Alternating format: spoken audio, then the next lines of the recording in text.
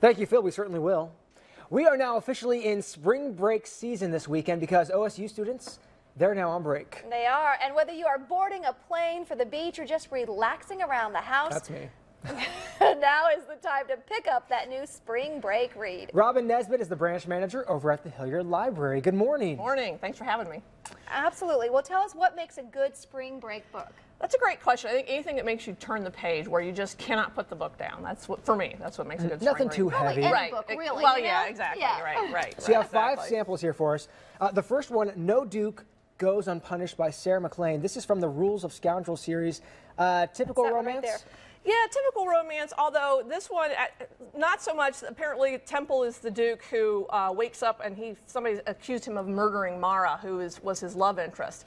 And she disappears for 12 years and comes back. And so this one, Sarah McLean's been getting a lot of good press.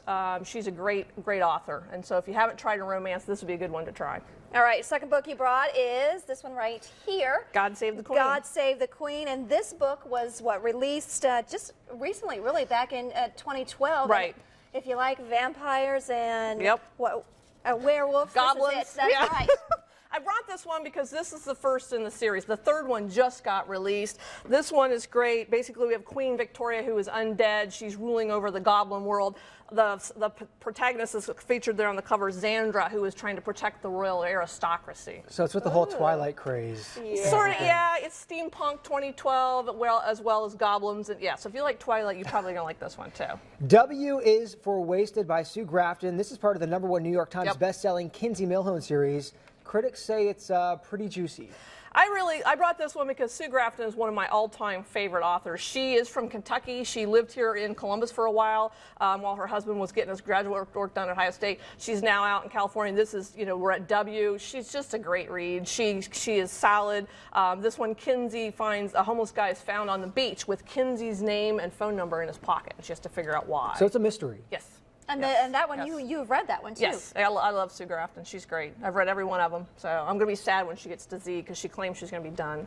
Oh, no. Because we're at W now. Right, exactly. You left. Okay, so our next book, The Fifth Wave. Right. Fifth Wave, I picked that one. That's for fans of the Hunger Games and the Divergent series. This one, basically, the first wave has gone through and there's only darkness. The second wave goes through and there's only the lucky escape. The third wave, only unlucky survive. The fourth wave, trust nobody. We're now at the fifth wave. Cassie is trying to survive. She meets Evan Walker. Can she trust him? There's humans are roaming around. Right, that's right. Humans roaming around that don't look like humans killing. So this is like a sci-fi thriller. Yeah. It's a probably teen great. sci-fi dystopian thriller, and in my mind, as good or better than the Hunger Games, which is probably blasphemous to say, but the second one comes out this dare year. you. I know, right? There I am, on the edge. All right, moving on to The Interestings by Meg Wolitzer. A lot of people said this was the best book of 2013.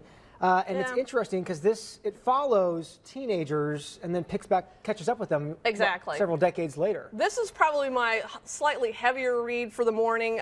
Basically, we start out with 6 friends at an arts camp up in the New England. They're all from New York. They're fairly wealthy, except for Jules. She starts out as a comic. She ends up being a therapist. Jonah, who wants to be a pianist, ends up being an engineer. We meet Ethan and Ash. That's the glamour couple. Think Ethan, kind of like the guy who maybe created The Simpsons. Ash is his glorious blonde wife.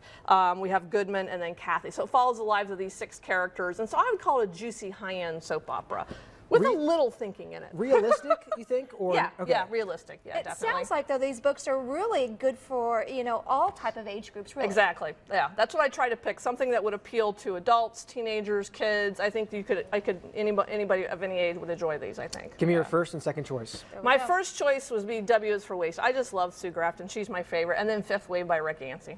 All right. All right. All right. Robin Thanks so Nesbitt. much, Robin. Thank you. Well, you can reserve any of these books at the library. Just head over to our website, myfox28columbus.com, and click on News Links.